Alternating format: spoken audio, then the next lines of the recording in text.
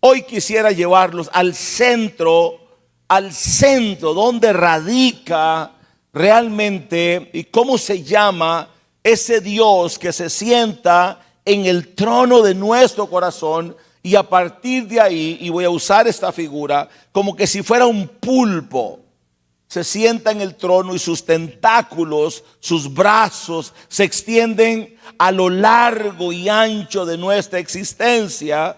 Y quiero hoy, he titulado esta prédica Destronando al Dios principal o al principal Dios. Y esto me voy a referir puntualmente al pecado.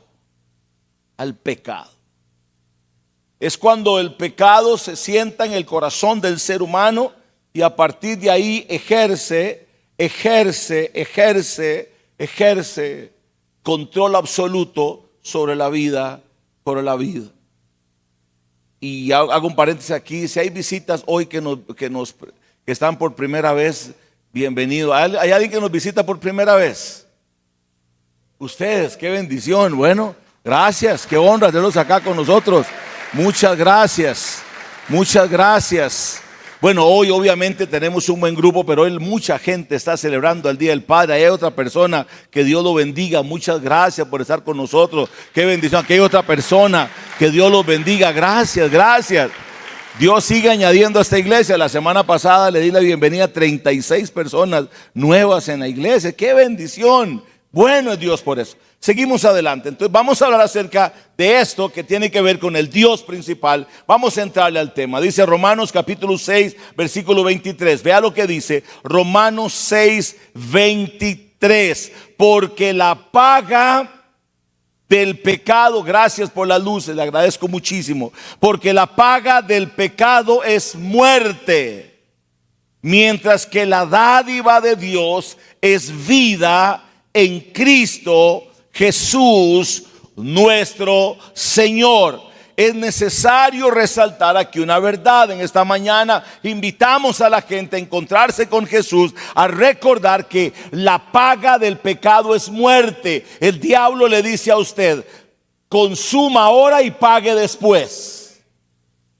Consuma todo lo que quiera ahora y la factura la paga después. Segundo, Romanos 8, capítulo 36, dice así que si el Hijo os libertare, seréis verdaderamente libres. Juan capítulo 8, versículo 36. Si el Hijo os libertare, seréis verdaderamente libres. Y quiera Dios que en esta mañana todos acá podamos decir: el Hijo me ha hecho totalmente libre. Y yo soy libre en Jesús. Romanos capítulo 6, versículo 14 dice: así el pecado no tendrá dominio sobre ustedes, porque ya no están bajo la ley, sino bajo la gracia. El pecado ya no va a tomar dominio sobre ustedes, sino bajo la gracia. A ver, ¿cuántos de nosotros hemos dicho alguna vez, ahora entendiendo las redes sociales como consumo masivo: solo veré las redes sociales durante 5 minutos, nada más 5 minutos? ¿Alguien ha dicho eso? 5 minutos. Gracias, tan linda ella, tan honesta. Solo 5 minutos. Nada más a ver qué está pasando. Y cuando usted se da cuenta, scrolleando, pasaron 2 horas. Mire, 3 horas.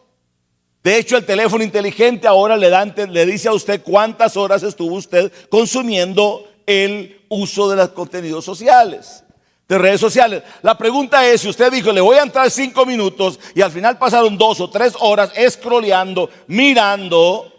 La pregunta aquí en el fondo es: ¿quién domina a quién?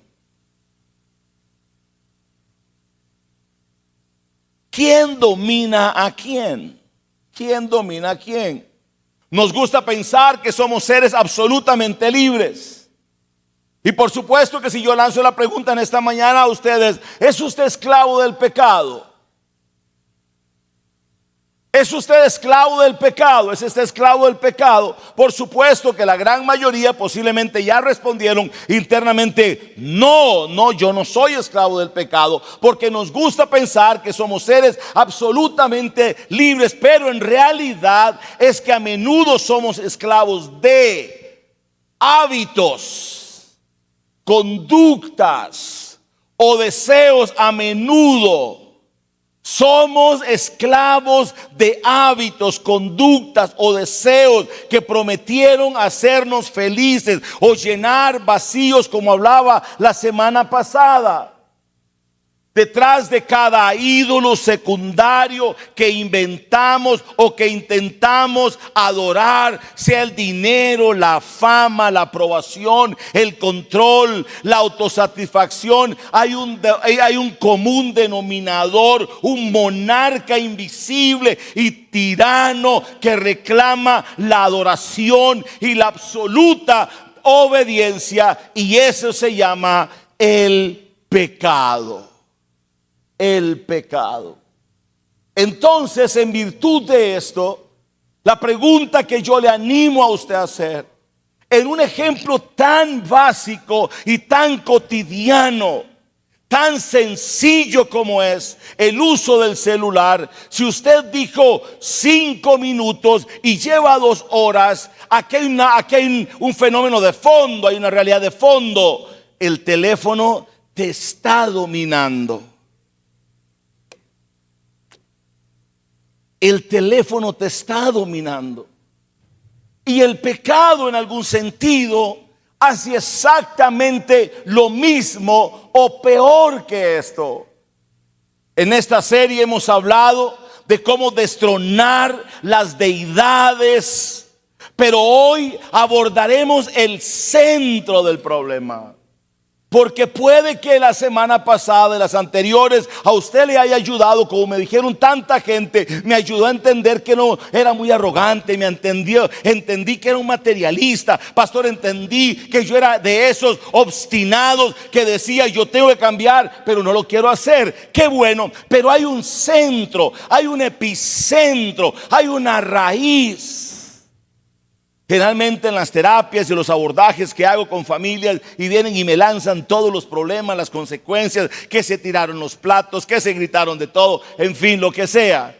Pero eso son solamente las consecuencias. Hay que irnos a la raíz del caso, hay que ir al meollo del asunto, hay que profundizar, porque si no extirpamos y marcamos la raíz y la sacamos, el problema se seguirá presentando. El pecado opera con fuerza activa, una fuerza activa que opera en 3 áreas particulares del ser humano, y vamos a profundizar en cada una de ellas. El pecado se enseñorea de la mente, del espíritu, las emociones y también del cuerpo. Del espíritu, de nuestra mente y de nuestro cuerpo. Y en estas 3 áreas el pecado se enseñorea para tratar de controlar nuestra forma de pensar y de actuar, nuestra emocionalidad, nuestra forma de articular pensamientos y decisiones, y por supuesto de nuestro cuerpo. Y vamos a verlas más en detalle. Ahora, una pregunta, y este es un debate que de hecho en mis redes sociales y en mi blog escribí un artículo hace semanas y decía esto, y no sé qué piensan ustedes, y aquí va la pregunta. Yo planteaba, y lo planteé en una conferencia que di a pastores, es: ¿cuál es el mayor reto o la mayor debilidad que hoy tiene la evangelización? Me gustó mucho lo que hizo Isaac ahora. Y de hecho me voy a preocupar por dar un curso acerca de evangelismo, porque hay gente que no sabe cómo se le entra a la gente, cómo se evangeliza, ¿verdad? No saben cómo hacerlo, pero bueno, evangelizar hoy por hoy tiene un gran enemigo que no tenía antes. Digo antes cuando estábamos más jóvenes y cuando crecíamos en la vida de la iglesia. Era muy diferente. Por ejemplo, vea lo que le voy a contar. Esto lo he dicho en otro momento acá. Pero antes, cuando alguien se paraba a predicar en lugares como este u otros y hablaba acerca del pecado y decía esas cosas, todo el que está en pecado se va a ir al infierno. Y hablaban de una forma tan directa acerca del pecado. Y estos lugares que se llaman altares o lugares se llenaban de gente porque venían llorando, porque tenían temor y porque entendían que lo que estaban haciendo era pecado y el pecado es lo que lo lleva a una condenación eterna. Sigue siendo lo mismo, pero antes era así. De hecho, esto es algo que muy pocos acá seguramente lo vivieron o la miraron al menos. Y también lo he contado acá. Mira, había una película que yo miré muchas veces y aquí lo he contado. Alguien miró aquí, ya se está riendo Noilin, porque esta fue una de las que recibió el Señor como 500,000 veces porque es igual de vieja que yo. El infierno. ¿Alguien miró el infierno? ¿Usted quién más? Solo 2 o 3. Infierno. ¿Usted lo vio, Alondra? ¿Ustedes lo oyeron? Oye, eso era lo más terrible que había. En serio, era una película que hablaba acerca de la desobediencia, del infierno. Entonces aparecía, ¿verdad? Un tipo de uno que se portaba mal, venía a la iglesia, se portaba mal, andaba en su bicicleta, en su motocicleta, y cuando iba portándose mal, se sale de una curva, se le corta la cabeza, así de Chucky eso. Sí, se le corta la cabeza. Aparece un diablo con un rabo rarísimo, con un tridente, agarra el tipillo, lo jala, lo mete al infierno. Y cuando está en el infierno, todos los demonios se burlaban. ¡Ja, ja, ja! Usted era cristiano. Era una cuestión realmente dramática. Y las llamas, los gritos, los alaridos, era una cosa terrible.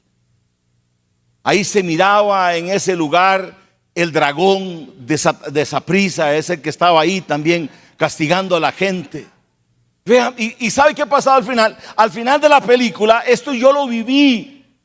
Ese señor que está ahí, pastor, no sé cuántas veces la llevó a Sabana Redonda. Señor lo perdone. Y ¿sabe qué es lo peor? Al final de la reunión, él se decía, después de ver eso, ¿cuántos quieren recibir a Jesús? Por supuesto. ¿Cuántos iban a recibir a Jesús? Todos. ¿Por qué? Porque en el fondo lo que se estaba tratando era de movilizar una emocionalidad que lo que quiere es no tener una relación con Dios por amor, sino por escape del juicio. Y es una gran pregunta que hoy uno se hace. ¿Por qué la gente viene a la iglesia? ¿Viene y sigue a Jesús por temor al infierno o por tener una relación de amor con Dios? Es una gran pregunta que tenemos que debatirnos.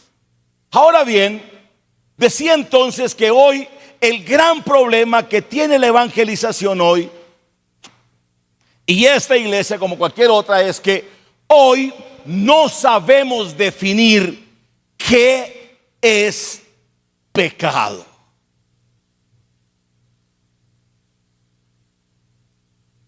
Pero le voy a dar un minuto, le voy a dar 10 segundos. Comparta para usted qué es pecado con el vecino que está a su lado. ¿Qué es pecado?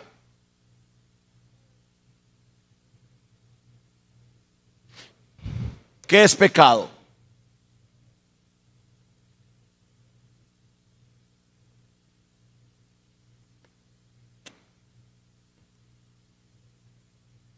¿Qué es pecado?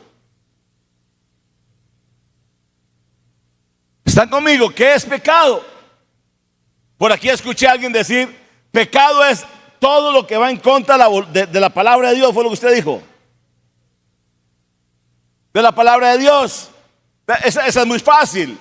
Pero ahora resulta que hay gente que lee la Biblia y la tuerce y cree que la fornicación no es pecado.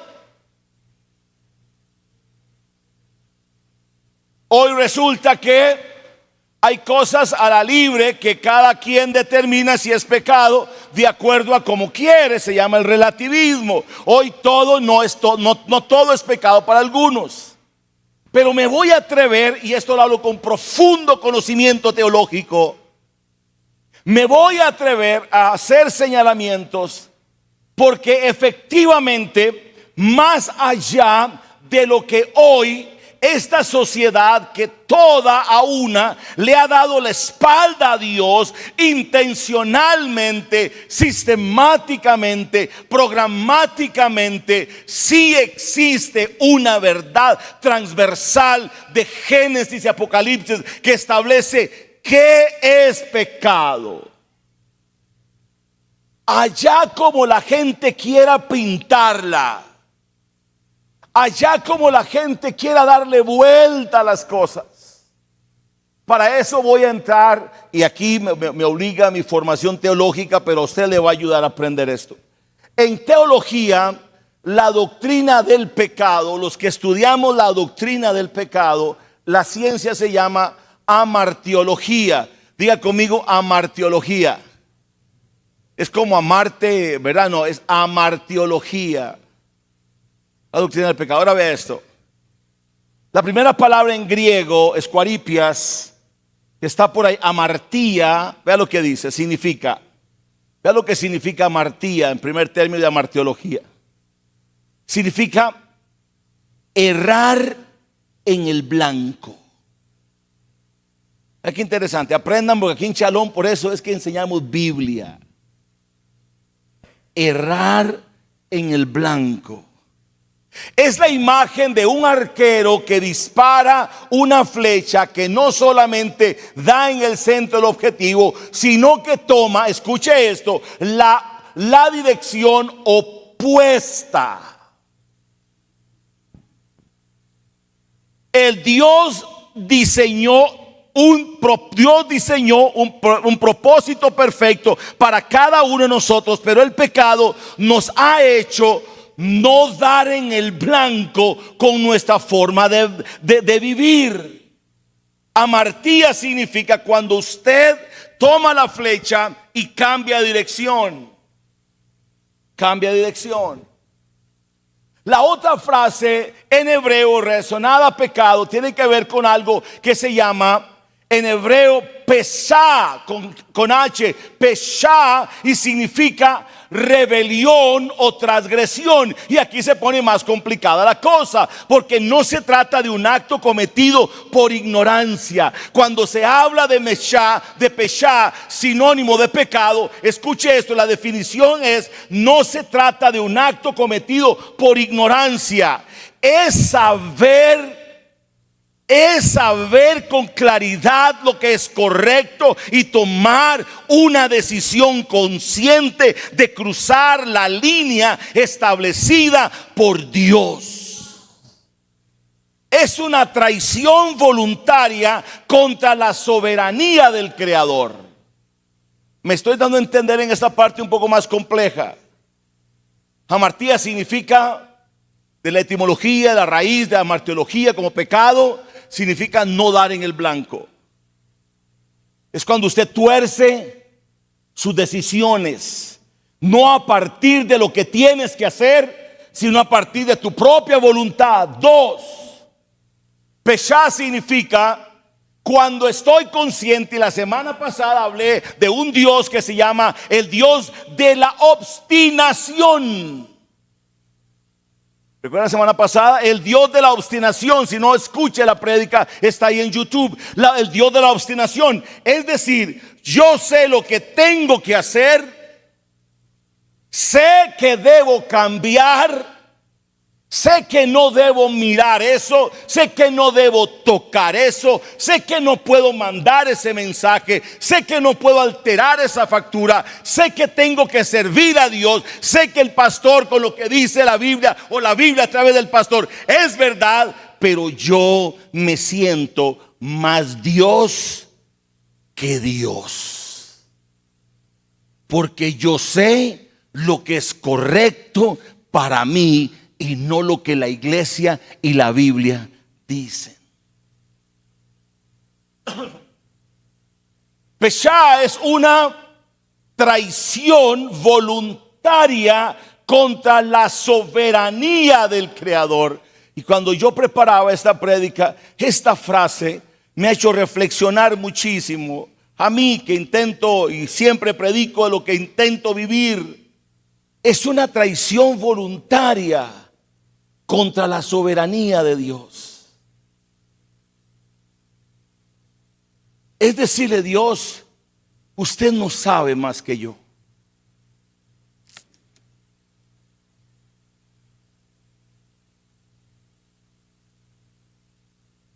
Es justamente, y el ejemplo aquí que hago un pasaje en paréntesis, perdón, en paralelo, es muy parecido a lo que el hijo pródigo vivió. Y esto quiero aclarárselo, mire, el hijo pródigo hizo exactamente lo mismo con el Peshá. El hijo pródigo, dice la Biblia, la cultura judía enseña lo siguiente: cuando un hijo llegaba y le decía a su padre, Padre, dame la herencia de lo que me toca. ¿Cuántos aquí tienen papás que les van a dejar herencia? Si les sobra algo me regala, porque el mío me dejó hipertensión y dolor en las rodillas. Bueno, y ministerio también, viejo, no hay nada. Siempre le digo, por su culpa soy hipertenso y por su culpa de las rodillas. No hay más que herencia de esa. Entonces resulta que cuando en los tiempos de Jesús, en los tiempos antiguos, cuando un papá tenía una hacienda, obviamente se la iba a heredar a sus hijos. Atención con este principio. No se me pierda que estoy hablando de Peshá, la original. ¿Qué significa pecado?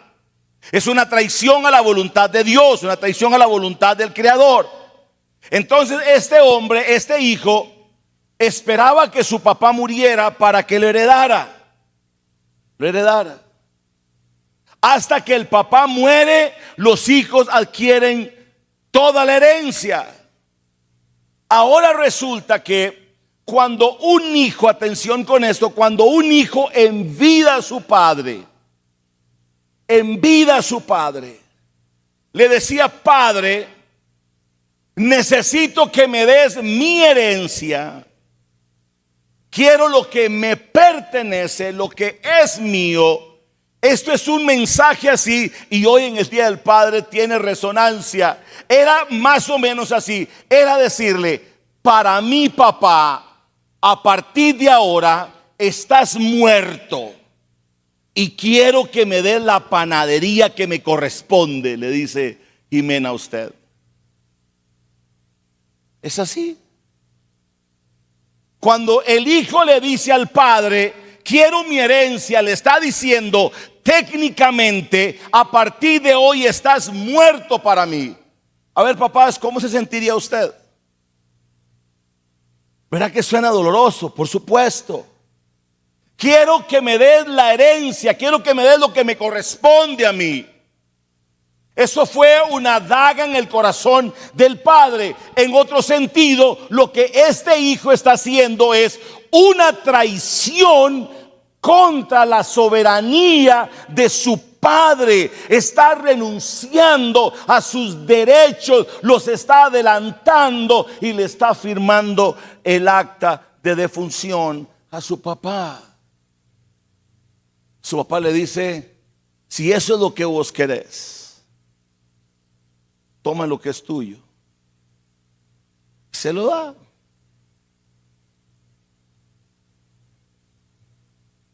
Pero leíamos al principio que la paga del pecado es muerte. Es muerte. Y para todos y toda la gran mayoría aquí está más que conocido qué fue lo que pasó con el hijo pródigo. El hijo pródigo, después de despilfarrar todo lo que le había dado su papá, fue y lo malgastó. Y una vez que estaba comiendo con cerdos, levantó su mirada y recordó a su papá. Le hago una pregunta, y esta es una pregunta teológica, bíblica, muy profunda, para los que aquí les gusta la teología.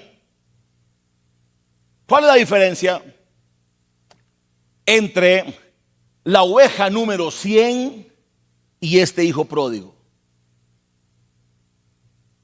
Y si usted no sabe que es la oveja número 100, le explico. Hay una parábola de Jesús que dice que el buen pastor deja las 99 y va a buscar la oveja número 100. ¿A quién va a buscar? No. ¿A quién va a buscar? ¿A quién? A la oveja. A la oveja. No al hijo que siendo hijo se convierte en pródigo por su propia decisión. Yo en Shalom busco ovejas, no los hijos que estando bien desperdician los recursos de la casa de la abundancia. Aprenda esa que es de gratis.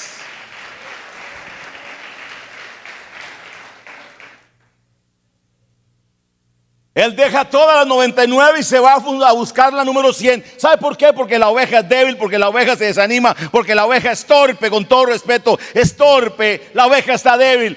Pero aquel que tenía el derecho de ser hijo, aquel que tenía el poder, que tenía la autoridad, que tenía todo, vino y le dijo: ¿sabes qué, papá? A partir de ahora te mueres para mí, dame lo que es mío. Y si algo ocasiona el pecado en el corazón de la gente, es lo primero que hace es que les enseña a no valorar la iglesia, la familia, la espiritualidad, el ministerio y lo que Dios les ha dado de gracia. Es levantarse con una actitud altamente agresiva en contra de su creador. Y la última definición de pecado, anomía. En griego, anomía, esas tres frases fusionan el nombre de pecado. Anomía significa iniquidad o vivir sin ley. Representa la actitud, y ojo con esto, de autogobierno extremo, donde la persona declara: yo soy mi propio Dios y yo dicto mis propias reglas y nadie me gobierna. Yo sé que los términos que uso acá son pues reales, pero un poco fuertes. Pero cuando usted sabe lo que tiene que hacer y no lo hace porque el pecado está gobernando, no es exactamente lo mismo usted diciéndole a Dios: yo soy mi propio Dios, yo hago mis propias reglas y a mí nadie me gobierna. A ver, seamos prácticos. ¿A cuántos aquí les ha ido bien haciendo el mal?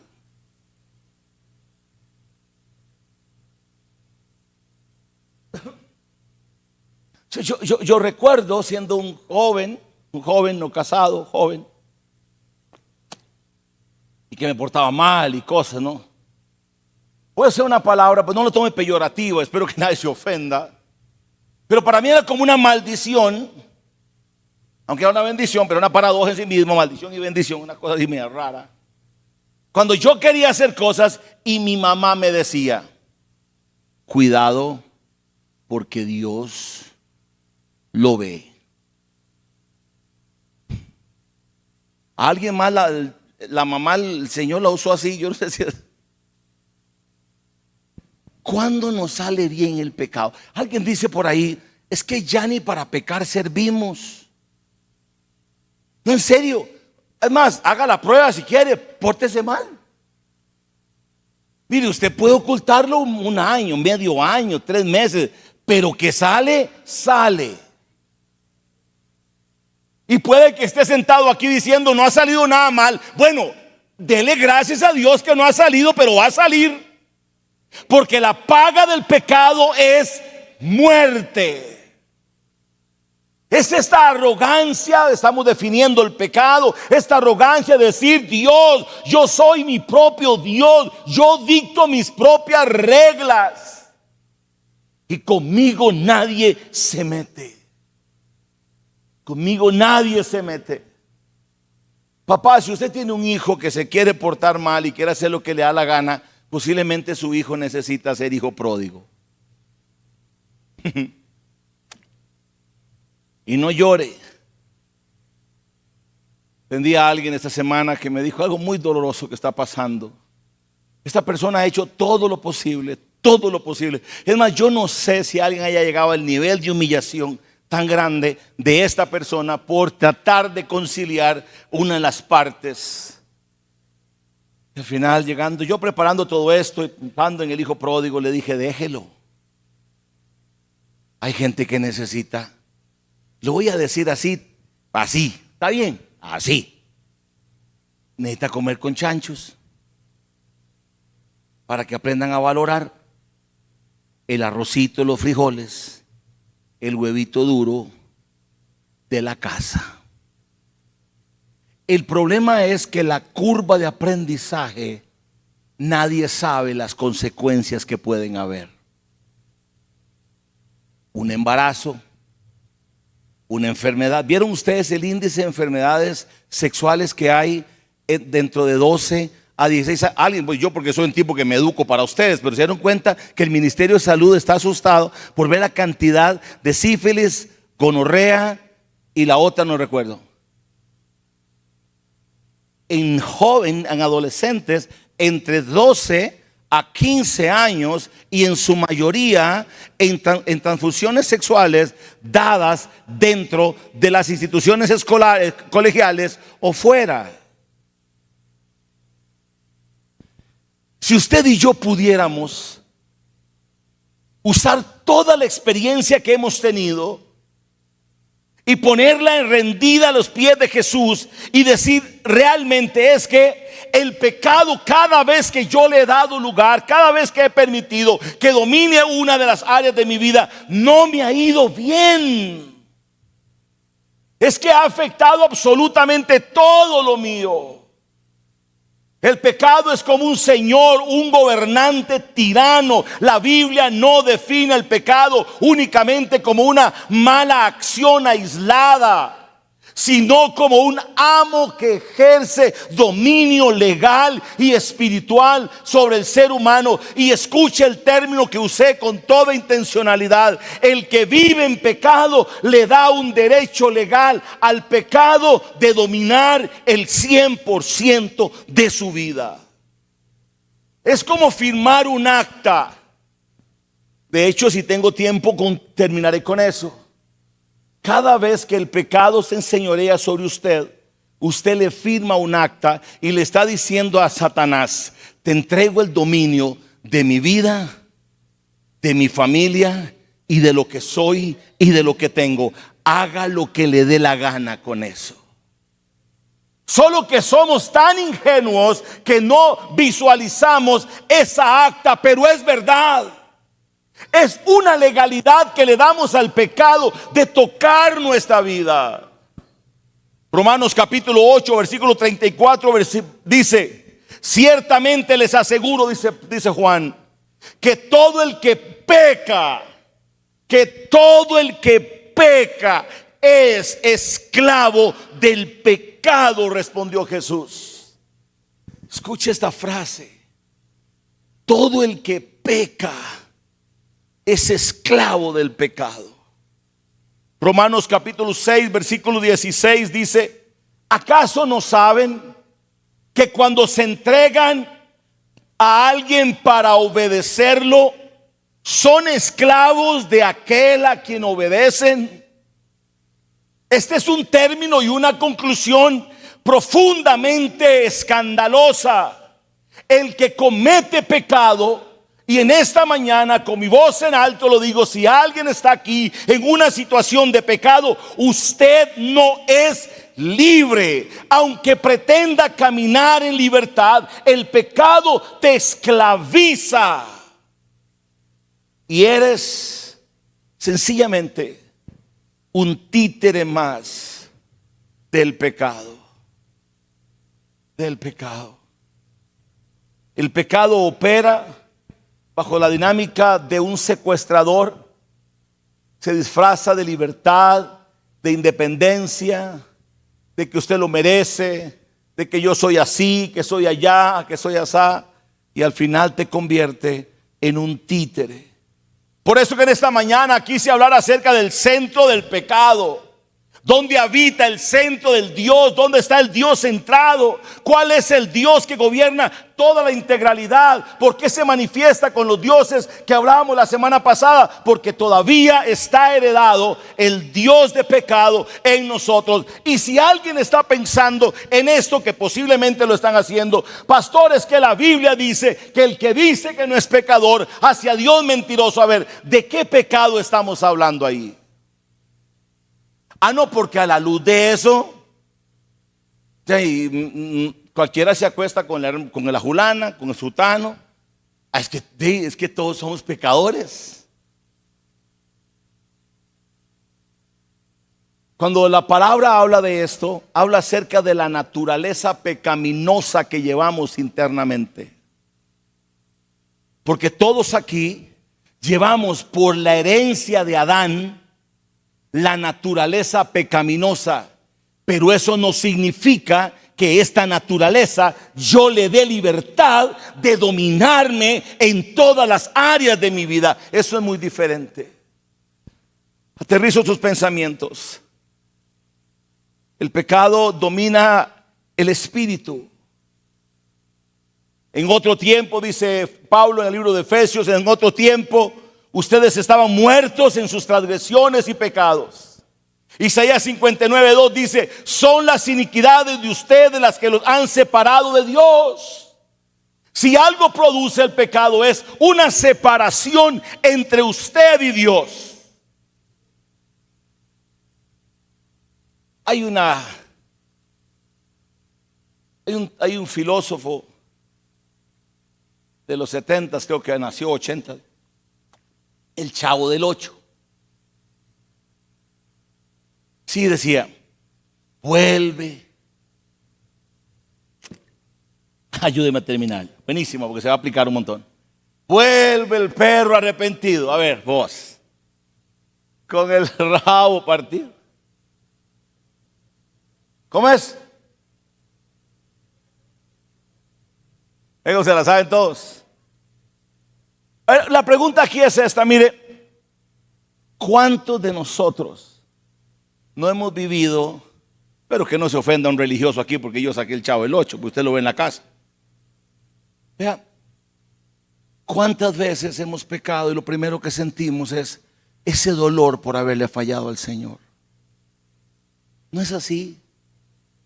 Es que lo que el pecado hace es que te separa de Dios. Lo que el pecado hace es que te separa, y yo se lo garantizo, porque yo también lo viví. Pecar lo único que hace es establecer un abismo entre Dios y usted. Porque empieza algo que se llama la culpa.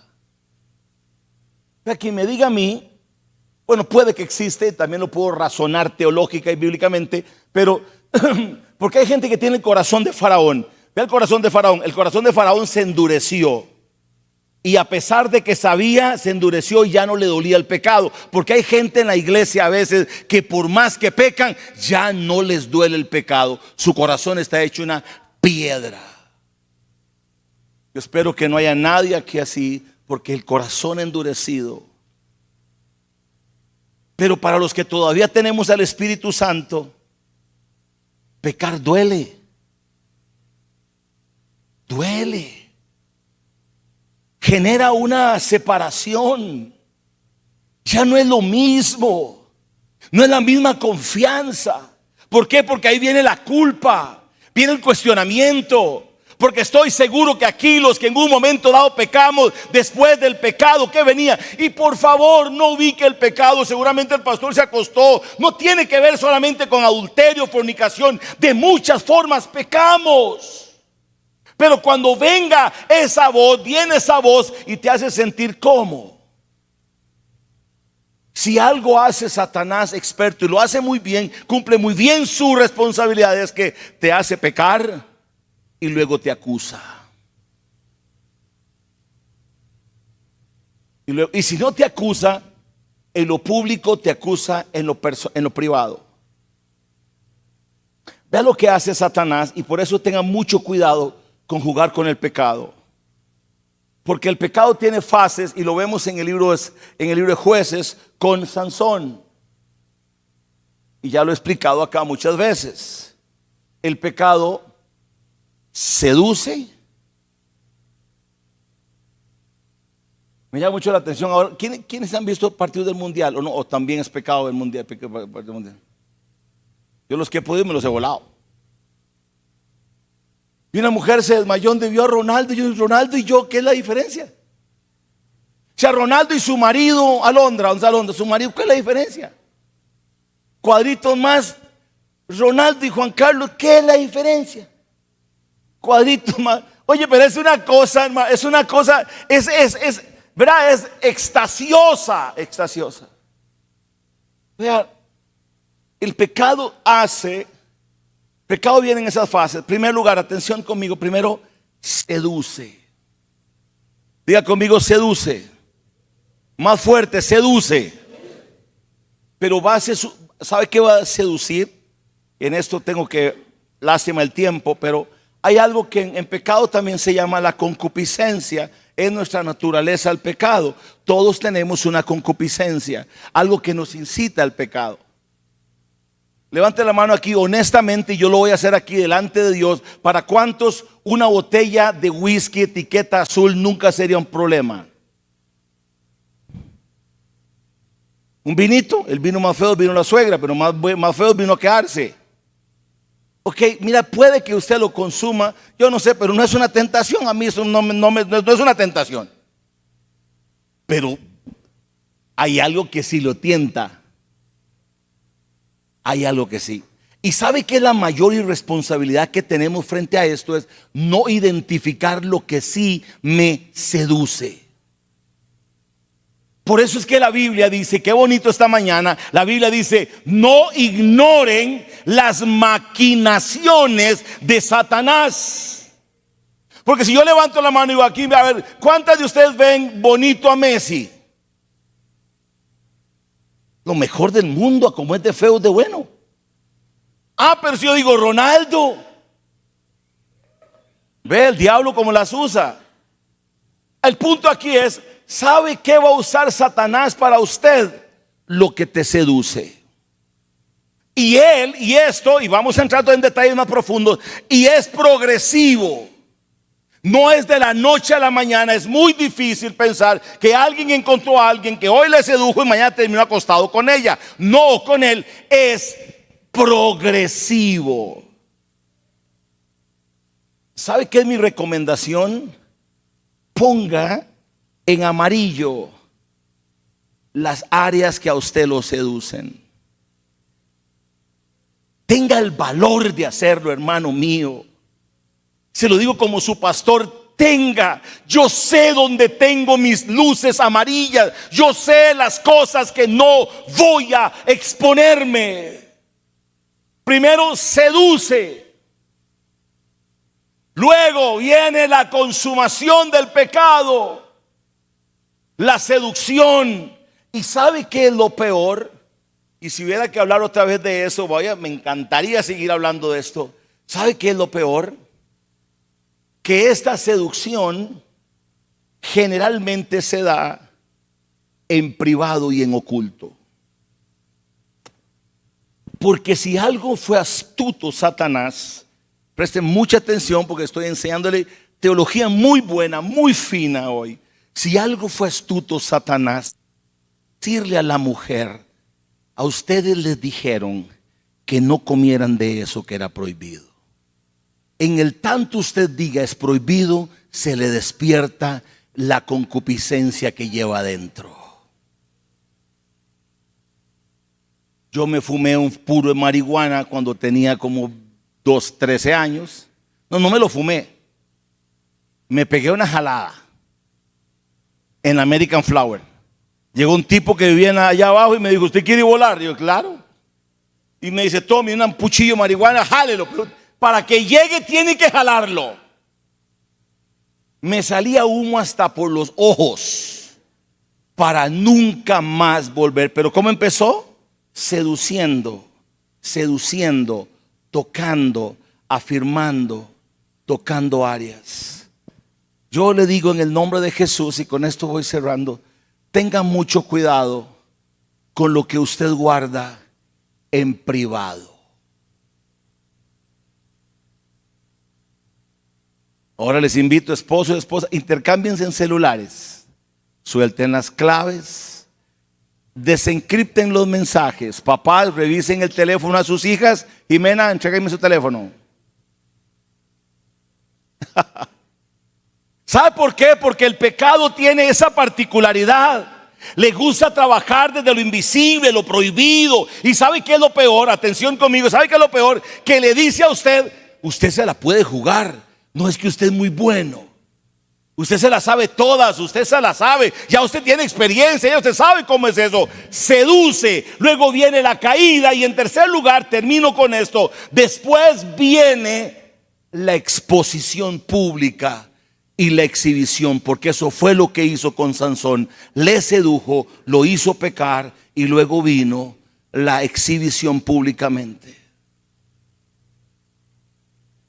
El pecado golpea nuestra espiritualidad para separarnos de ese vínculo con Dios. El pecado golpea nuestra mente para que no podamos razonar. El pecado golpea nuestra parte emocional, también nuestra mente, para que no podamos decidir. Termino con esto, pero lo único que puede destruir el pecado es la obra redentora de Jesucristo en la cruz del Calvario. No importa todo lo que he hablado, o sí importa, pero no importa la gravedad y la dimensionalidad de esto. Colosenses capítulo 2, versículo 13 al 14 dice: antes de recibir esta circuncisión, ustedes todos estaban muertos en sus pecados, pero Dios les dio vida en unión con Cristo al perdonarnos, bendito sea Dios, al perdonarnos todos los pecados y anular el documento de deuda que había contra nosotros. Lo quitó de en medio de la cruz y lo clavó y despojó a los principados, a los gobernadores, y nos dio vida juntamente con Él.